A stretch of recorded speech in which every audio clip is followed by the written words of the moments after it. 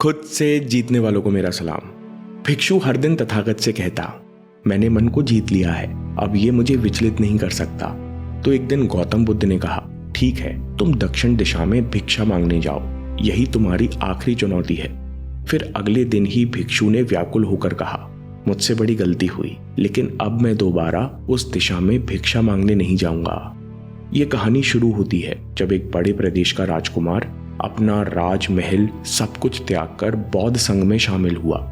शुरुआती दिनों में नए भिक्षु ध्यान करना सीखते, इसके साथ साथ गौतम बुद्ध उन्हें भिक्षा मांगने भेजते ताकि भिक्षुओं का अहम कमजोर हो और उनका व्यवहार विनम्र हो जाए। संघ में आने के कुछ समय पश्चात राजकुमार भी भिक्षाटन पर जाने लगा।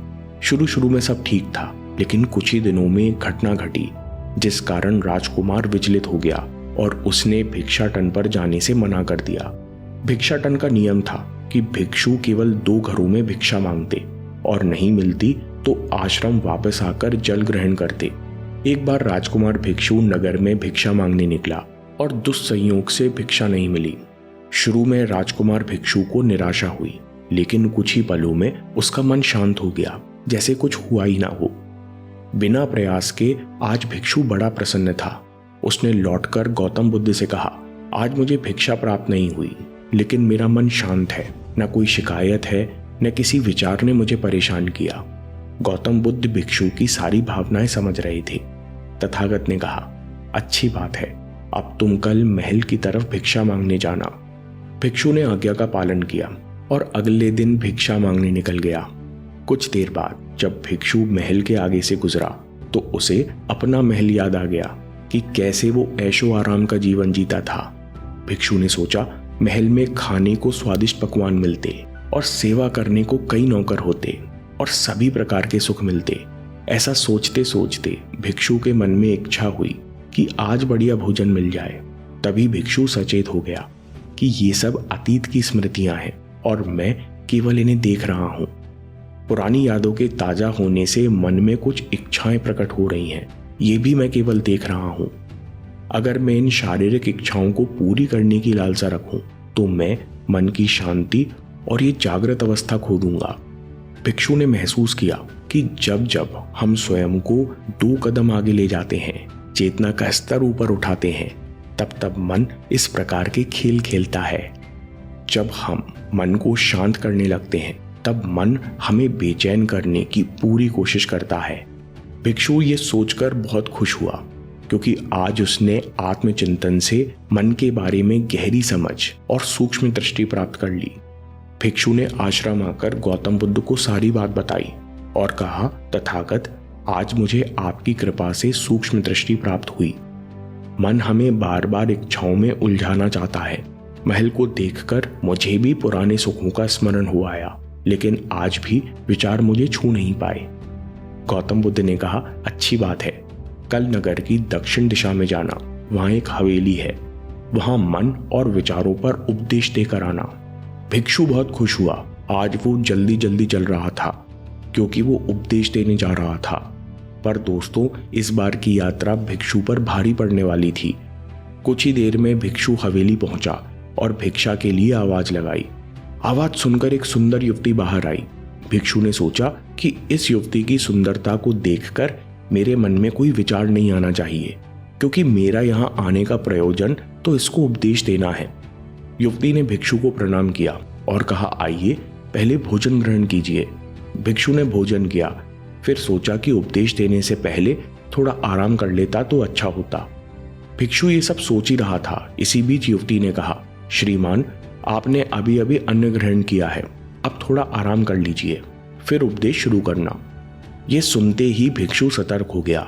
जो योजना वो मन में बना रहा था, ये महिला वो सब बिन बताए करती जा रही थी।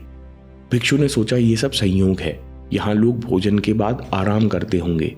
फिर भिक्षु आराम करने लेट गया और विचार करने लगा कि महिला कितनी समझदार है और इसकी सुंदरता बेजोड़ है। अगर मैं राजकुमार होता तो ऐसी ही स्त्री के साथ विवाह करता। भिक्षु के मन में ऐसे ही कुछ विचार चल रहे थे। इतने में युवती फिर से आई और बोली, अगर आप राजकुमार होते तो मुझे उपदेश कैसे देते? भिक्षु जी, आप तो मुझे उपदेश देने आए थे ना। युवती का इतना कहते ही भिक्षु को स्पष्ट हो गया कि युवती तो मन पढ़ सकती है। भिक्षु घबरा गया और हाथ जोड़कर पूछा, क्या आप मेरा मन पढ़ सकती हैं? युवती ने कहा, क्षमा कीजिए, ध्यान करते करते मेरा मन शांत हो गया है, इसलिए बड़ी आसानी से मुझे दूसरों के विचार अपने आप महसूस हो जाते हैं, उनकी भावनाएं समझ आ जाती हैं। जब भिक्षु ने सुना तो उसके पैरों तले जमीन सरक गई। फिर बिना कुछ बोले भिक्षु तत्काल आश्रम की ओर चल पड़ा। रास्ते में चलते हुए भिक्षु का दिमाग फटा जा रहा था, उसकी बेचैनी बढ़ गई थी। भिक्षु खुद को कोसने लगा कि मेरे मन में युवती के लिए ऐसे विचार क्यों आ रहे थे, उसने मेरे बारे में क्या सोचा होगा। अगर ये बात लोगों को पता चलेगी तो लोग भिक्षुओं और संघ के बारे में क्या सोचेंगे। आज भिक्षु बहुत लज्जित महसूस कर रहा था और वो थोड़ी ही देर में आश्रम पहुंच गया। जब भिक्षु गौतम बुद्ध के सामने पहुंचा तो तथागत ने देखा कि उसके चेहरे की रौनक जा चुकी है, दोनों कंधे झुके हुए थे। भिक्षु ने बुद्ध से कहा, अब मैं कभी भिक्षा के लिए नहीं जाऊंगा। तथागत ने कहा, पहले आराम से बैठो, फिर मुझे बताओ कि तुम्हारी चाल में इतनी थकान क्यों है। आज तुम्हारे चेहरे पर तेज की जगह ग्लानि की भावना क्यों है। भिक्षु ने सारी बात बताई और कहा, मैं सब कुछ जानते हुए भी महिला की सुंदरता के बारे में और अन्य चीजों के बारे में सोच रहा था। मैं मन से पूरी तरह हार गया। अब मैं कभी उस दिशा में नहीं जा पाऊंगा। मैंने बौद्ध संघ का भारी अपमान किया है। गौतम बुद्ध ने कहा, सबसे पहली बात, परेशानी को बड़ा चढ़ाकर मत सोचो। अगर कुछ बुरा हो जाए तो एकदम से ये मत सोचो कि सब खत्म हो गया। बिना सोचे निष्कर्ष पर मत जाओ। दूसरी बात, ध्यान दो कि कहीं तुम नकारात्मक विचारों के साथ अतिशयोक्ति करने वाले शब्दों का प्रयोग तो नहीं कर रहे, जैसे मैं हमेशा हारता हूं, जीवन में कुछ नहीं बचा, मैं मन से पूरी तरह हार गया, मेरे साथ कोई नहीं है। क्योंकि ऐसा करने से मन अति भावुक और विचलित हो जाता है और नकारात्मक विचारों के चक्र में फंसा रहता है। तथागत के शब्दों से राजकुमार भिक्षु के मन को सांत्वना मिली। भिक्षु ने पूछा, अगर मैंने अपने मन को जीत लिया था तो फिर मन ने मुझे परेशान क्यों किया। गौतम बुद्ध ने कहा, सबसे पहले ये समझो कि विचार पैदा कैसे होते हैं। पहले बाहर कुछ हुआ, फिर उस घटना के प्रति अंतर मन ने प्रतिक्रिया की। इस कारण शरीर में भावना या सनसनी पैदा हुई। फिर इस सेंसेशन या फीलिंग के प्रति तुम्हारे सचेत मन ने यानी कॉन्शियस माइंड ने प्रतिक्रिया की। इस आखिरी स्टेप को हम विचार कहते हैं। भिक्षु ने पूछा, हमको परेशान करने की विचारों में इतनी शक्ति आती कहां से है। गौतम बुद्ध कहते हैं कि हम खुद विचारों को ये शक्ति प्रदान करते हैं। जब आप जजमेंट और सही गलत के टैग लगाकर विचारों को देखते हो तो उनके प्रति रिएक्ट करने लगते हो।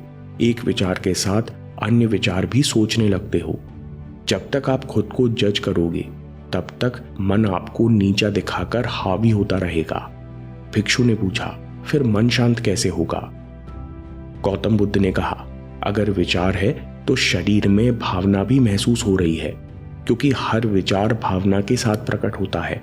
अगर आप ग्लानि के विचार महसूस कर रहे हो तो इसका मतलब है कि शरीर में एक भावना यानी सेंसेशंस भी महसूस हो रहे हैं और फिर आप उसके बारे में सोच रहे हो या रिएक्ट कर रहे हो। और इसी बात में मन को शांत करने का तरीका छपा है। हर विचार को देखना कठिन है क्योंकि विचारों का वेग तेज है, लेकिन शरीर में महसूस हो रही भावना यानी सेंसेशंस को देखना आसान है क्योंकि ये देर तक बनी रहती हैं। अगर इन्हें बिना जजमेंट के सही गलत का मतलब लगाए सिर्फ देखा जाए तो ये गायब भी हो जाती हैं। तब मन के पीछे जो शांति है वो प्रकट होती है और उस शांति में एहसास होता है कि मन हमारा कुछ नहीं बिगाड़ सकता।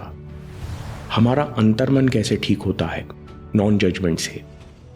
अगर हम किसी भी इंसान या घटना या फिर अपने मन को बिना जजमेंट के देखते हैं तो मन के साथ साथ अंतर्मन अपने आप स्वस्थ और शांत होने लगता है।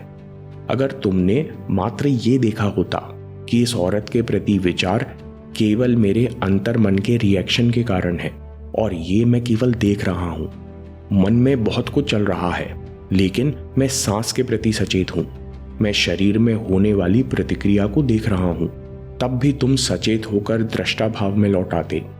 मन के पीछे जो शांति है वो हमारी सबसे बड़ी ताकत है। हम बड़ी आसानी से विचारों को शांत कर सकते हैं और एक दिन ये जान सकते हैं कि किसी भी प्रकार का विचार, चिंता असल में इस शांति को पार नहीं कर सकता। हम हमेशा विचारों से अछूते हैं।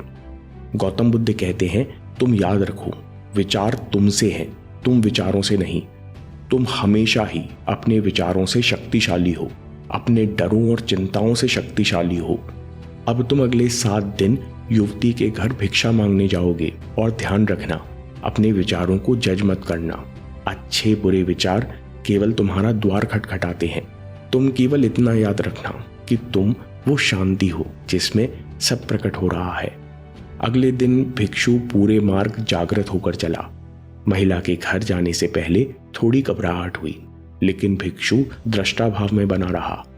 विचारों को, शरीर में उठ रही भावनाओं को, डरों को, गिल्ट को, सबको बस देखता रहा। जब भिक्षु वापस लौटा तो वो पूरी तरह शांत था। आज उसमें मैंने मन को जीत लिया है ये अहंकार भी नहीं था। आज उसने सही मायनों में मन को पार कर लिया था। दोस्तों, अगर आपको ये वीडियो पसंद आए तो देखिए कैसे एक जिद्दी नौजवान ने एकांत में रहकर अभ्यास किया और खुद का निर्माण कर लिया। अभी देखिए या बात के लिए सेव कर लीजिए, क्योंकि आपके समय से कोई वीडियो, कोई ऐप, कोई न्यूज़ कीमती नहीं है। मैं काम के किस्से लाता रहूंगा। हम जीतेंगे।